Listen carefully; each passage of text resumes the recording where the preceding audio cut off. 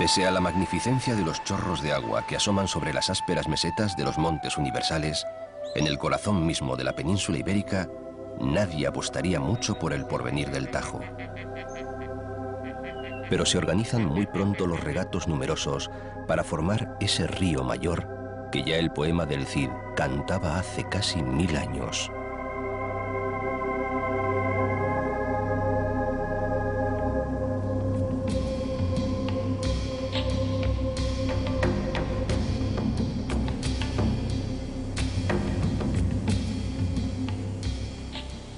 Qué austero, qué solemne, qué emocionante es el Tajo de España. Así escribía hace siglo y medio el viajero inglés Richard Ford. Incluso se atrevía a compararlo al Danubio, aunque echaba de menos la presencia de barcos en sus aguas. Durante los 900 kilómetros de viaje por España, manifiesta el río tanto su salvajismo como su timidez exagerada. Le huyen los pueblos. Apenas se acerca a las ciudades, salvo a Aranjuez, Toledo y Talavera, y cuando ya está muy crecido,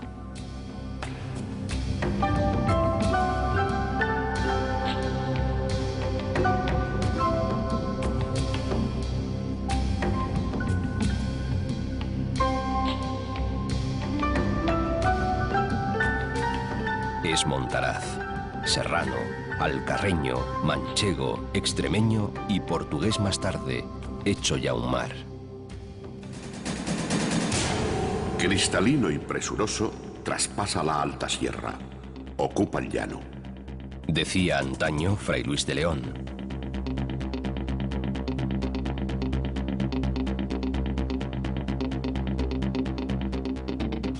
Tajo, río mayor, río general de España, el más largo de la península, cargado de historia y de historias. Río bravo, pero también acogedor y útil para que pinares, roquedos, castillos y llanuras se asomen a sus aguas, para ocuparse de la sed de muchos y regalar alivio a otros sin pedir nada a cambio.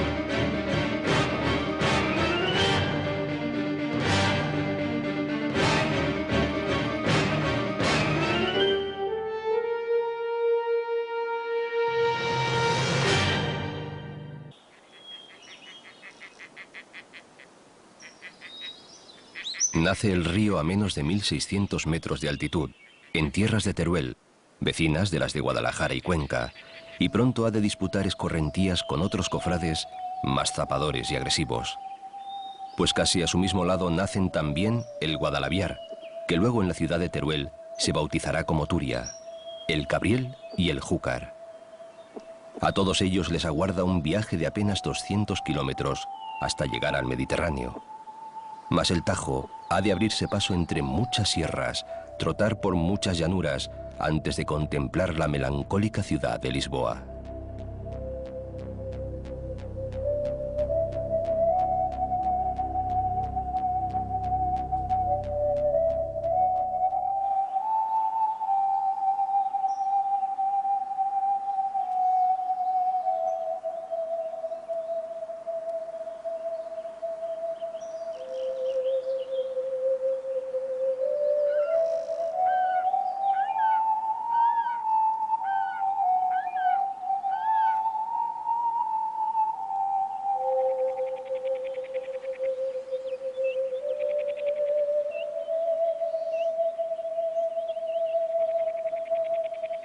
Quizá, para honrar el sostenido esfuerzo que le aguarda, han colocado cerca de la Fuente García, al pie del Cerro de San Felipe, una estatua que ninguna falta le hacía, pues las muelas y cerros, los valles y los barrancos de sus primeros manantiales, sobrada belleza tienen.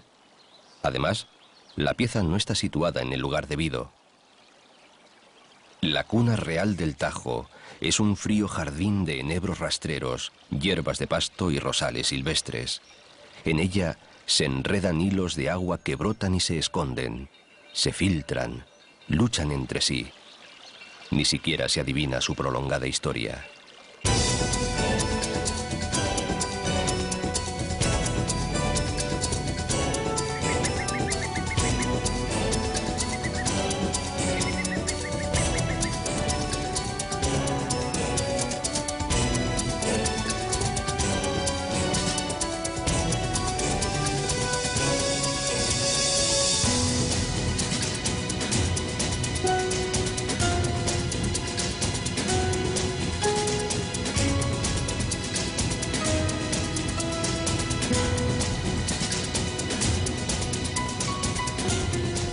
Aunque tiene muy cerca parajes soberbios y pueblos hermosos, la primera población a la que se asoma de veras es Peralejos de las Truchas.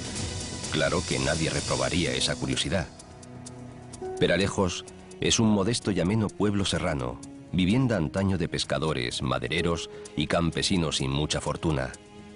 Y guarda todavía su fama como principal puerto de salida o embarque de los famosos gancheros, aquellos pastores de bosques flotantes que hace más de 60 años abandonaron definitivamente su actividad. Recuerdo de los gancheros que conducían sobre aguas turbulentas los abatidos pinos hasta Aranjuez, y memoria escénica sobre sus peripecias es la novela que en 1961 publicó José Luis San Pedro, El río que nos lleva. No es una suave corriente entre las colinas, sino un río bravo que se ha labrado a la fuerza un desfiladero en la roca viva de la meseta. Solo los gancheros se atreven a convivir con él.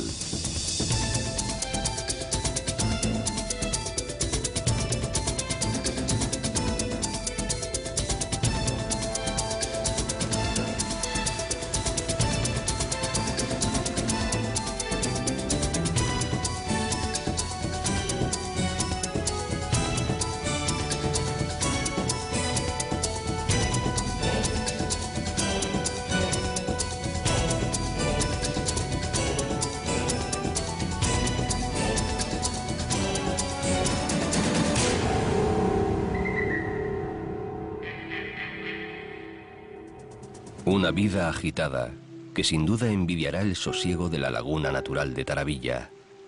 Bajo sus quietas aguas todavía sigue oculto el tesoro de la Cava, la hija del felón conde don Julián, a la que había deshonrado el rey Rodrigo, último de los visigodos. 1300 años de historia no han borrado la leyenda, y aún hay gente que hoy trajina en sus entretelas para buscar aquellos cofres de oro que compraron la enorme traición.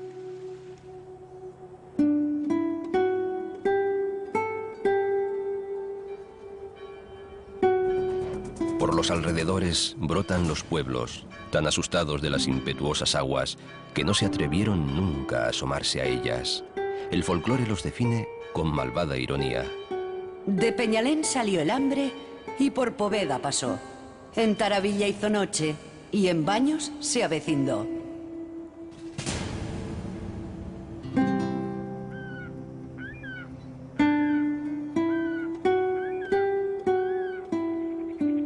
Los bosques, los roquedos, los valles y los páramos, por los que merodea el río, pertenecen a un viejo señorío formado por unos 60 pueblos que todavía se rigen por las antiguas leyes del común.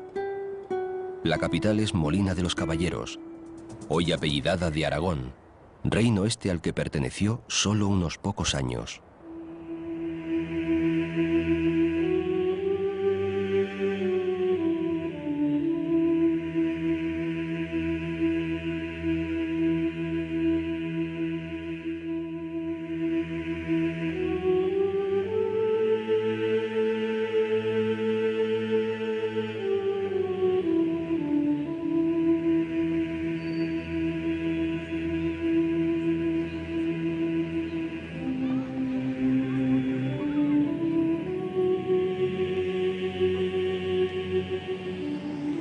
Molina fue castellana casi siempre, mas en largas disputas desde que Alfonso el Batallador la tomase a los moros en el año 1129 y Manrique de Lara reforzara su castillo y el amurallado cerco con las orgullosas torres que aún sobreviven. Ciudad llena todavía hoy de conventos, de iglesias y de palacios de los antiguos comerciantes en lanas. Pesa como una roca la historia en esta ciudad fría, despejada y solitaria, que todavía en poder del jeque moro Abengaldón alojó al Cid. Buena y rica casa es esta, dicen que dijo a su amigo el vagabundo guerrero. Por Molina cruza un río breve que alimentará mucho al Tajo.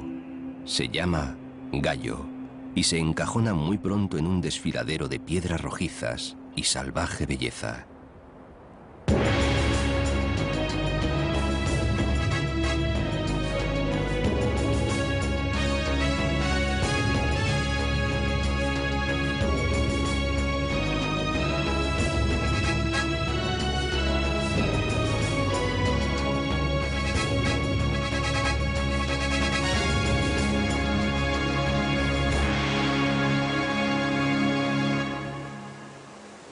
Arranca la garganta al pie de un escalofriante pináculo que preside el santuario de la Virgen Románica de la Hoz, patrona del señorío, sin competencia de otras vírgenes que esconden sus ermitas sobre rocas o extramuros de las aldeas vecinas. El lugar fue ya rincón religioso y mágico para los celtíberos.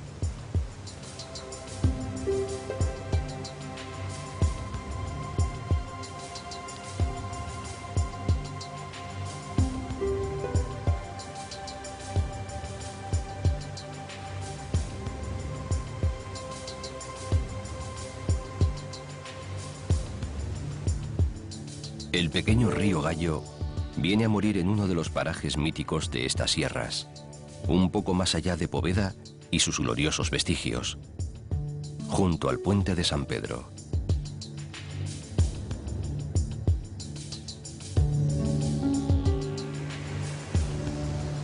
Más cargado de aguas y de fatiga, rehundido, muy curvado hacia el norte y un poco más sosegado, el Tajo va organizando diversos hallazgos geográficos que han tenido mejor o peor fortuna pública.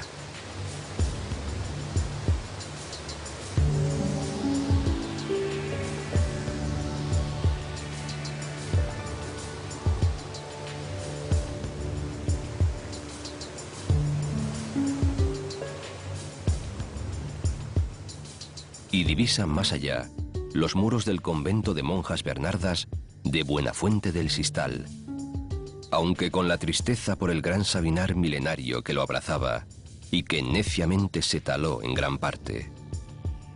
Tiene este monasterio, recio y severo, el único cisterciense de Guadalajara, más de 1000 años de historia. En la Edad Media fue refugio de damas nobles y sepulcro de princesas.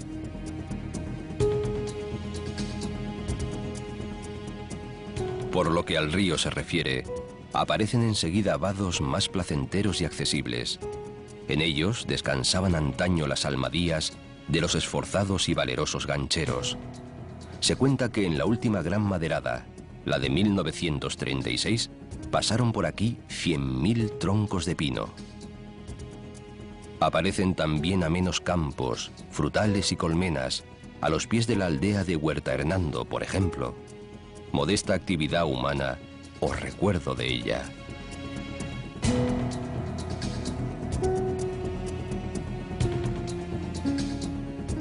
Luego el río sigue abriéndose paso entre quebradas y rocas, entre pinos, encinas y chaparros.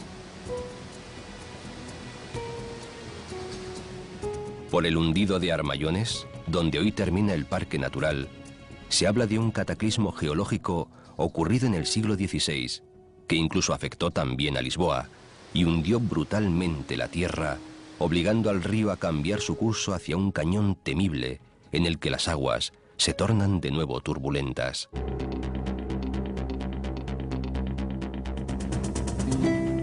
Después, se abre ya al paisaje que comparten Ocentejo por el norte y Arbeteta por el sur.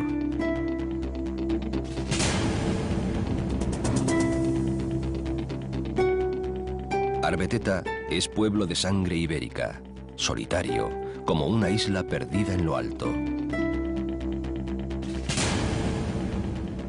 En su torre ondea la vigorosa veleta del Mambrú e impresionan las cercanas ruinas del solitario castillo, equilibrado sobre una roca a 50 metros de imposible altura. Queda el recuerdo agridulce de viñas casi olvidadas, buenos vasos de vino perdidos, como perduran en Ocentejo la memoria de tumbas prehistóricas y los restos de canteras y salinas.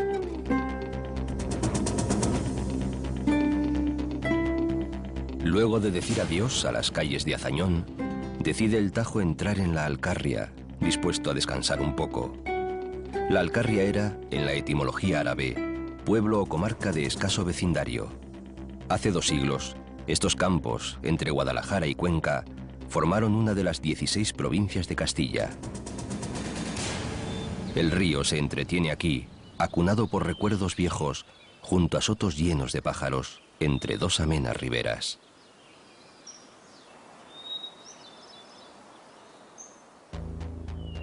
Primero, en gesto de buena educación, se asoma a la honorable población de Trillo, en la súbita compañía del río Cifuentes, que desploma sus aguas con mucho espectáculo de cascadas o chorreras.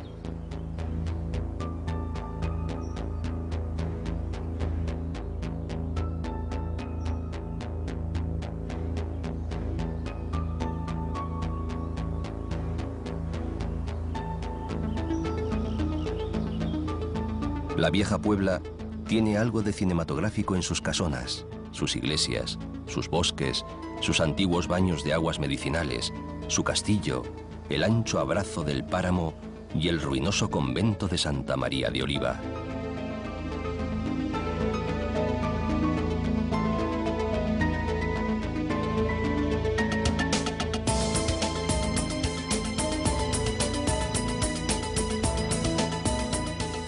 Mas enseguida tropieza el río con su primera cárcel, la primera de verdad, importante y severa, tanto como que le obliga a convertirse en lo que suelen apodar Mar de Castilla.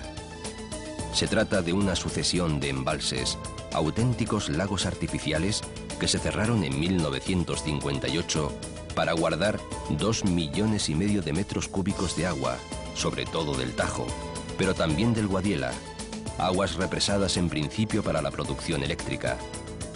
Las antiguas y tenebrosas leyendas sobre el angosto paraje por el que discurría el río se han trocado en justa fama de ocios serranos, deportes y fiestas. Los embalses de Entrepeñas, Buendía y Bolarque se tienden entre hermosos y rudos paisajes verdes, olivar, olmedas, robles, pinos, encinas, plantas aromáticas, y sus aguas azules permiten casi todas las artes de la navegación. Solo los 2 primeros tienen un litoral de casi 200 kilómetros. El pueblo de Sacedón, en la cabeza del pantano de Entrepeñas, adopta espíritu de puerto de mar. A la ribera la llaman incluso paseo marítimo.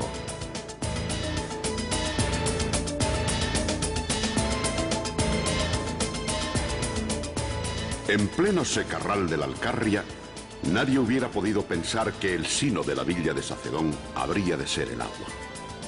Esto escribía Cela durante su famoso viaje de 1948 a esta comarca. No es Sacedón el único lugar con ese sentimiento.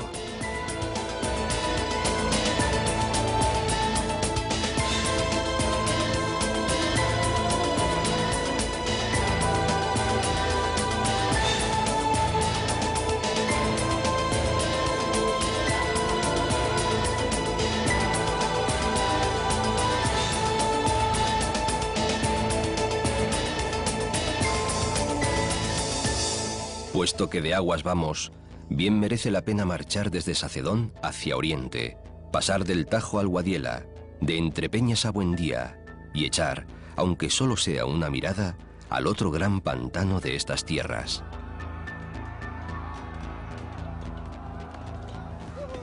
Los 2 principales ríos se van con el recuerdo de la visión inquietante del castillo de Anguix, en la orilla derecha del Tajo, la ribera rocosa. Aquí, las piedras, ordenadas a más de 100 metros de altura, parecen dar escolta final a las corrientes.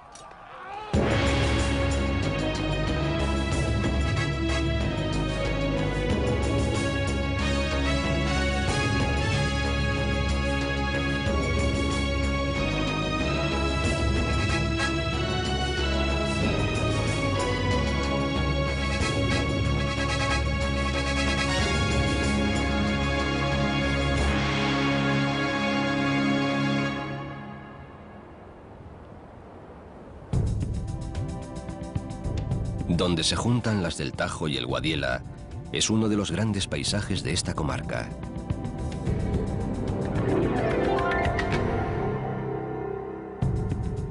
Se trata del embalse de Bolarque, también del desierto de Bolarque, como por su oculta soledad lo llamaron los carmelitas descalzos que edificaron por aquí un convento a finales del siglo XVI.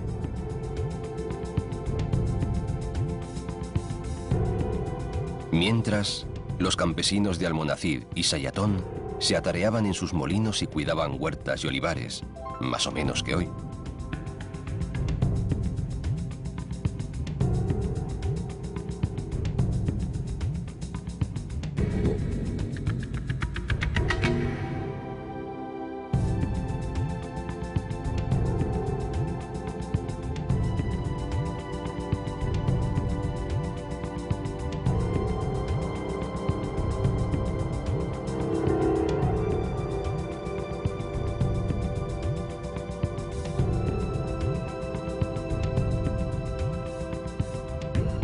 Los frailes se dedicaron principalmente a construir y reconstruir un cenobio que el fuego y las aguas echaban abajo continuamente, hasta que se cansaron de tanto esfuerzo baldío y se alejaron de este paraje, luego convertido en una de las presas más antiguas de España. Los primeros muros de contención son de 1907. Después llegaría la ya antigua central nuclear, aguas abajo. De un extremo del embalse de Bolarque, que es el menor de los tres grandes, arrancan los tubos y canales del trasvase que exprimirá las aguas del Tajo para llevárselas al Segura.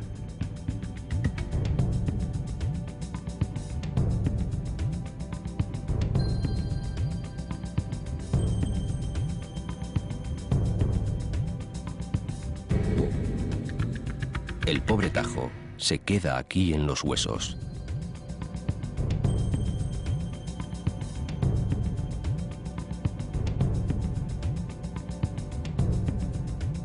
Esquilmado, lento en sus meandros, perdida su bravura alta, casi vencido, atento solo a los vestigios fortificados con los que tropieza en un recodo.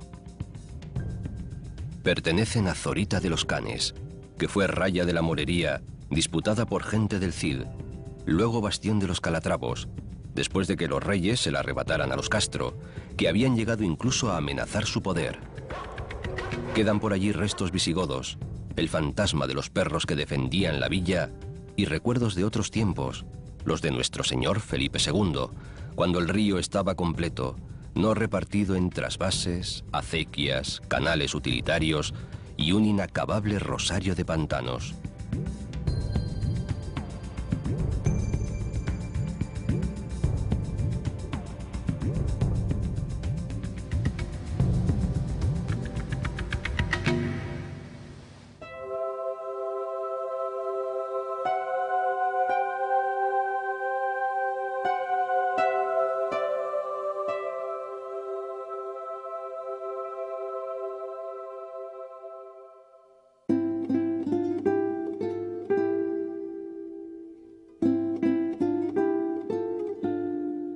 Adormecido en la parda campiña cerealista, siempre con la alegría de los chopos a su lado, deja el Tajo la provincia de Guadalajara para visitar Madrid, que lo recibe con el fantasma del castillo de Fuentidueña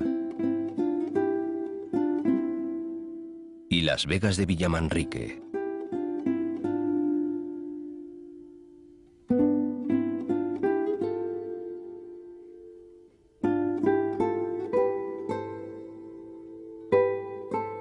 Claro que enseguida se le ofrecerán espectáculos mayores.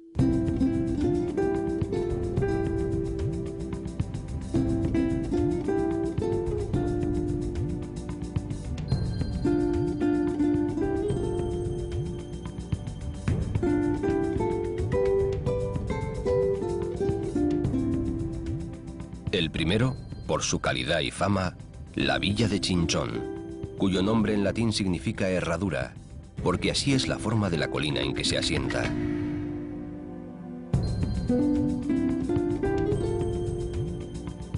Su historia moderna arranca en el año 1082 y no terminó, desde luego, en la tarde en la que Cantinflas toreó en su lujosa plaza para la película La Vuelta al Mundo en 80 días.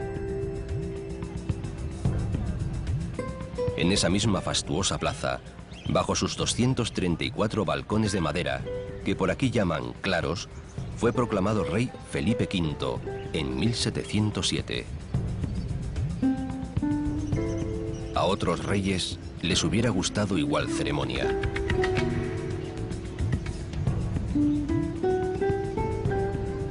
Se la conoce con el sobrenombre de la Plaza de los Toros, tal vez porque, según noticias de la época, en 1502 tuvo lugar la primera corrida, que se celebró con el fausto motivo de las bodas de Felipe el Hermoso con doña Juana, la hija loca de los reyes católicos. Tanta afición taurina hubo aquí que los matadores Frascuelo y Marcial Lalanda fueron nombrados hijos adoptivos de Chinchón.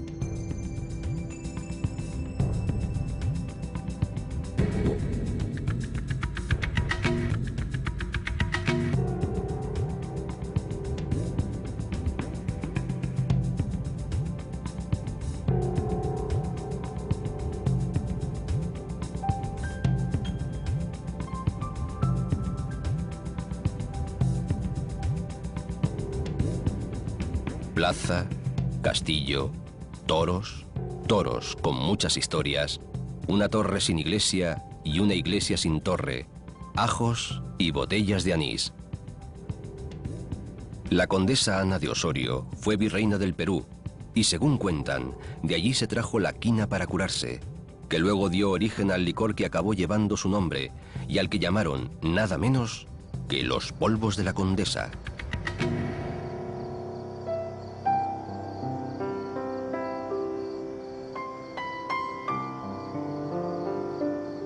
En fin, demasiado es Chinchón y tan tímido el Tajo que no se atreve a acercarse del todo a tanta gloria reunida.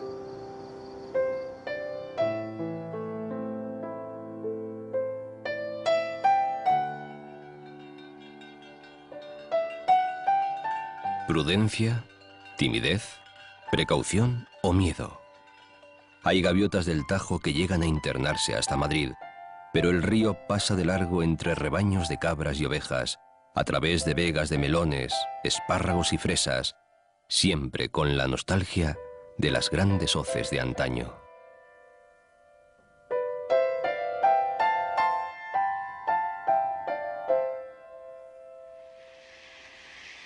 El raro nombre de Ontígola es el de un pueblo asentado en una estepa pobre, ya tierra toledana, y el de una extraña laguna, un estanque más bien, que suele interpretarse como pequeño mar en tierra. El muro lo trazó el arquitecto Herrera a fin de que los reyes veraneantes tomaran agua abundante para sus fuentes y jardines.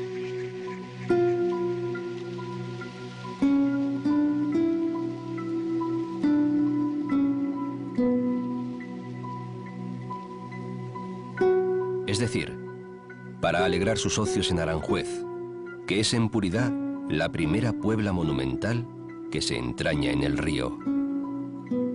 Si a su derecha riega una ancha y famosa vega, el honor máximo del río es entretenerse en jardines afrancesados, asomarse a palacios, palacetes y cabañas de príncipes, adornarse de riberas con embarcaderos y puentes lujosos. Es decir, despojarse al fin de los harapos pastoriles y madereros de las sierras pobres, del polvo de llanuras broncas o amenas, para convertirse de pronto en cortesano.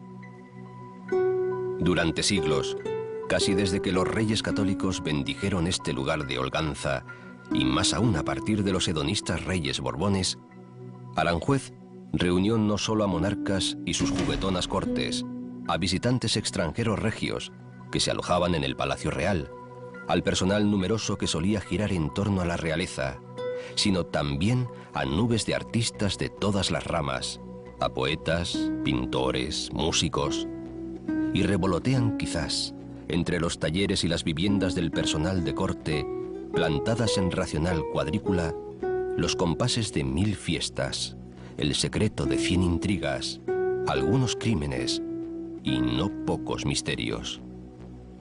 Como en cualquiera de los sitios reales del mundo, después de todo, En la memoria están los nombres del pintor Rusiñol, del músico Rodrigo, del escritor Azorín y de José Luis San Pedro, barcelonés de nacimiento, que confiesa se hizo escritor en Aranjuez, a orillas del Tajo, entre palacios y jardines.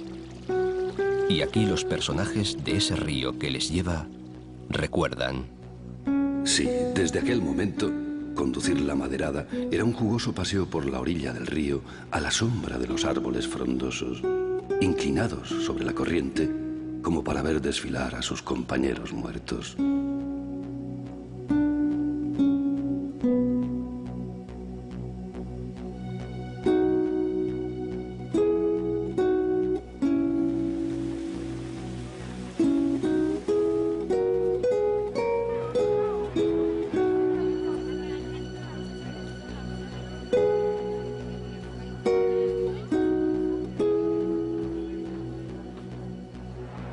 Opulento, con pasado cortesano, el Tajo es en Aranjuez rica vega, puente colgado, óleo tranquilo y reposado, presa de gancheros y tarde de toros para visitantes de ocasión y turistas de vocación.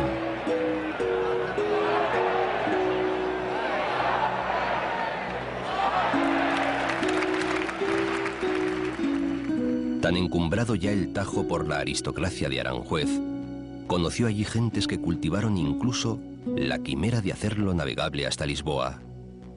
El fabuloso ingeniero italiano Antonelli lo intentó con denuedo y casi lo consigue antes de perecer en el intento en 1588. Incluso viajó en canoa entre Lisboa y Madrid. Muchos más lo soñaron, pero el sueño sigue ahí, estancado en el vacío, cerrado por las innumerables presas. Porque el Tajo, como dijera Richard Ford, no es ciertamente el Danubio, pero tampoco el Támesis o el Sena.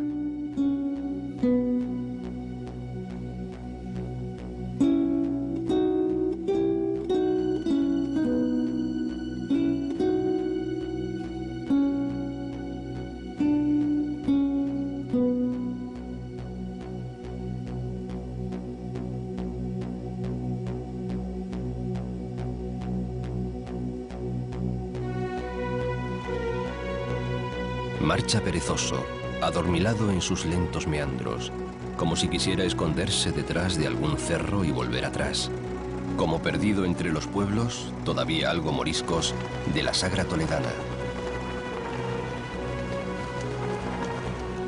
Puerta del Campo, o Puerta Roja, llamaron los invasores árabes a esta llanura ondulada, muy rica antaño. Quedan esqueletos de algunos viejos castillos. Viñedos, olivares no muy fecundos, hectáreas de cereal y campos abiertos para los animales míticos. Jovial y hermosa compañía que tal vez haga rememorar al río su infancia y su adolescencia salvajes.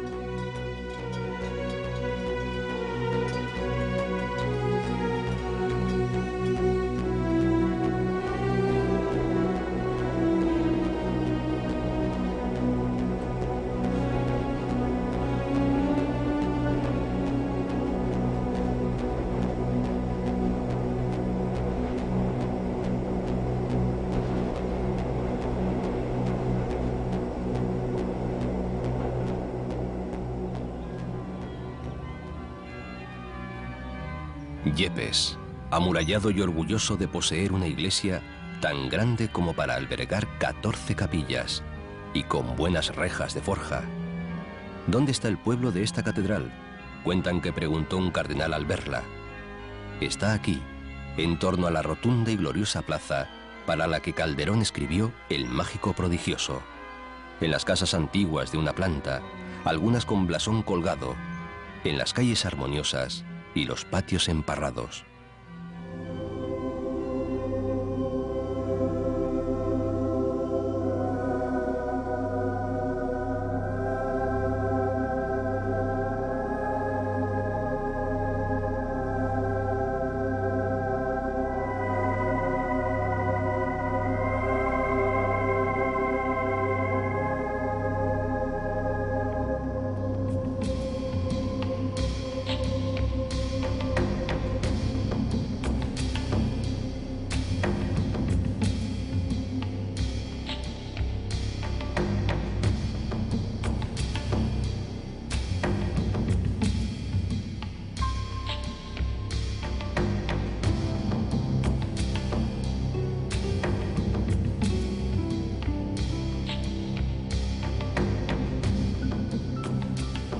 Al otro lado del hondo cauce del Tajo, o sea, a su derecha, la también murada Illescas se envalentona como capital natural de la Sagra.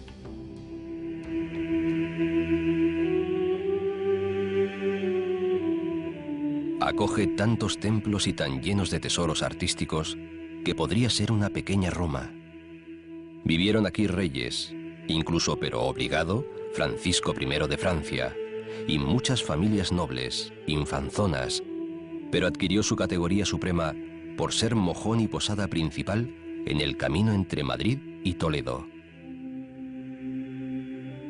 De aquellos esplendores quedan, entre muchas obras de arte, los cuadros que el Greco pintó para el entonces Hospital de la Caridad.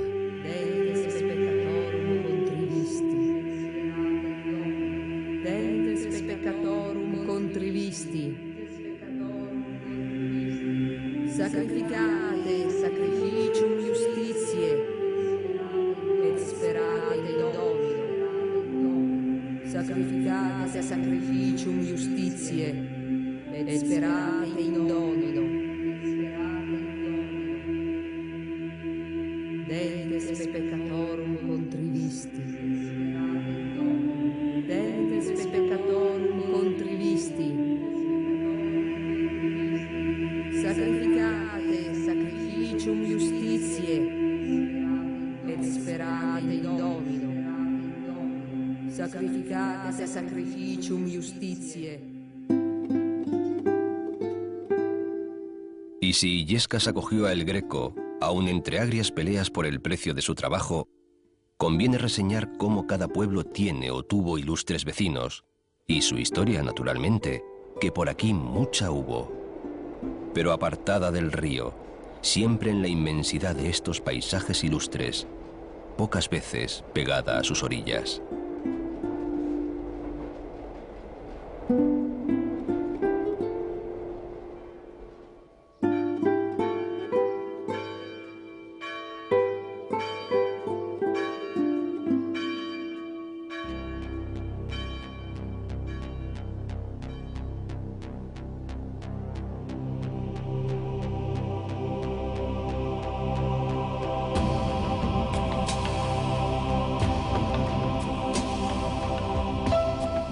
Después, como en súbita pesadilla, se cierra el horizonte, crecen las colinas y entre ellas surge una gran roca habitada. Allí donde está la luz más pura de España, según Gómez de la Serna. Roca habitada no solo de hombres y desde hace 3000 años, sino de historia, de tiempo, de leyendas, de arte, de mitos.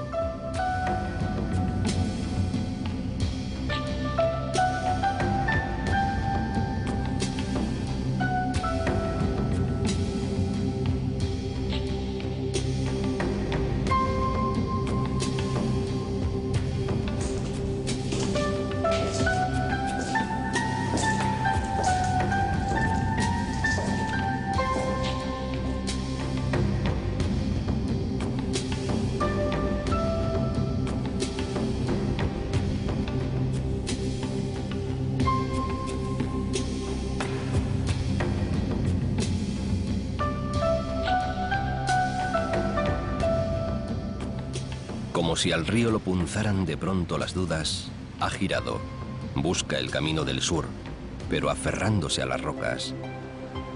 Patrio, celebrado y rico Tajo, lleno de ninfas que hundían sus desnudos pies en las arenas de oro que la corriente arrastraba, junto a nombres y recuerdos que transportaba hacia Lusitania. Quizá la asombrosa visión de Toledo, la ciudad erizada de vida que el río abraza, fue la que empujó al poeta Garcilaso a dedicarle tantos piropos y a llamarla inmortal. Esta montaña que, precipitante, a tantos años que se viene abajo, este monte murado, ese turbante de labor africana, a quien el Tajo su blanca toca es listada de oro. Es Luis de Góngora el que así describe este sólido prototipo de ciudad, altiva e inaccesible. Y tan española que fue también llamada imperial. Con una historia tan abultada y rebozada en leyendas, que parece amasada en el mito. Ciudad pequeña pero bien defendida, la había llamado Tito Livio, y todavía en La Vega quedan huellas de un gran circo romano, primitiva sede de obispos y centro de muy lejanos concilios cristianos, capital de los visigodos hace más de 1500 años, casi siempre próspera, patrimonio de la humanidad, naturalmente. En estas calles largas y empinadas, torcidas y estrechas, sombrías a veces, convivieron durante más de 4 siglos judíos, cristianos y musulmanes, aunque no siempre con tanta paz y tolerancia como suele cantarse. Calles que todavía conservan raros nombres: del Pozo Amargo, Trastámaras, Alcaoz, Clérigos Menores, Cabestros, Alfileritos, junto a los de casi todos los santos de la corte celestial, pues no en vano se alzó siempre en Toledo el cetro del poder de la Iglesia Católica. Ginés, Marcos, Úrsula, Lorenzo, Justo, Tomé, Leocadia, Torcuato, Bernardo.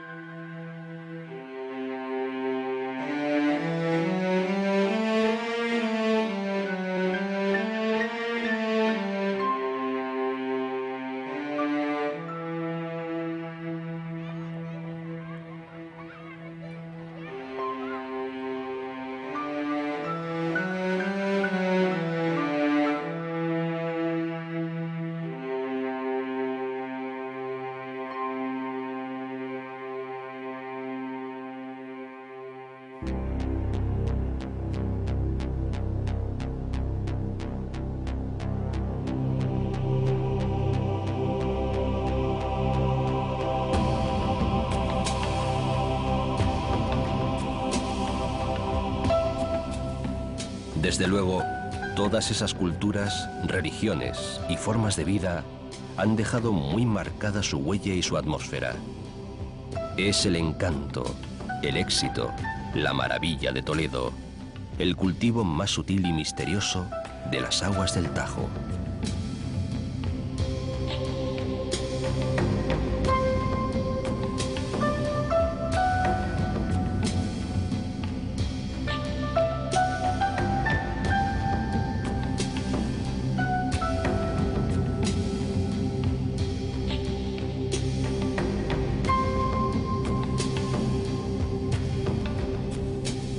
La inmensa catedral, el alcázar, las iglesias, las sinagogas, los puentes, las mezquitas, los palacios públicos y particulares, fábricas mudéjares, góticas, barrocas, más la presencia constante y perfecta de uno de sus habitantes más ilustres, el Greco Theotocópulos. Aquí se refugió el gran pintor cretense, en una casa junto al río, y aquí murió, afamado, aunque pobre, en 1614.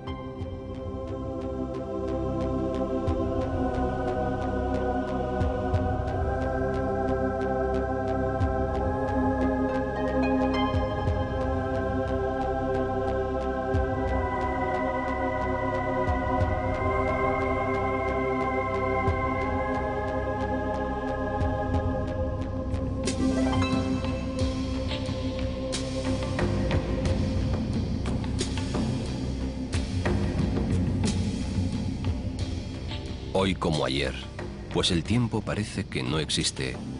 Toledo es un gran escenario de bellezas y trajines.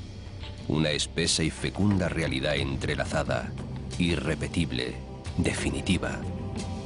Como los hilos de oro y plata que se integran en las planchas del damasquinado. Pugnaz y viva, de día y de noche.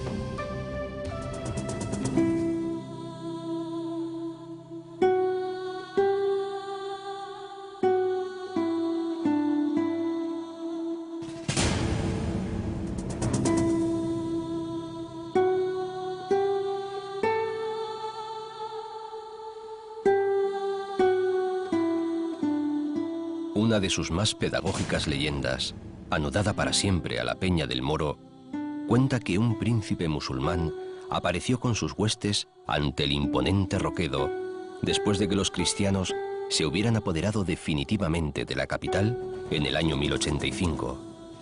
Y promete el guerrero no abandonar nunca su pasión por la ciudad amada, pase lo que pase.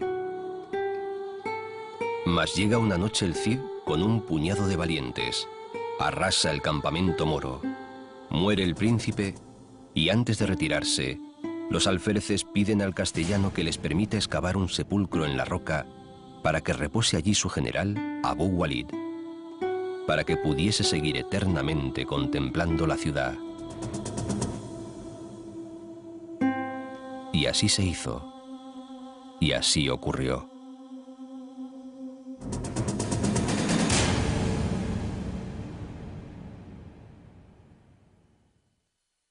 Yo voy soñando caminos de la tarde,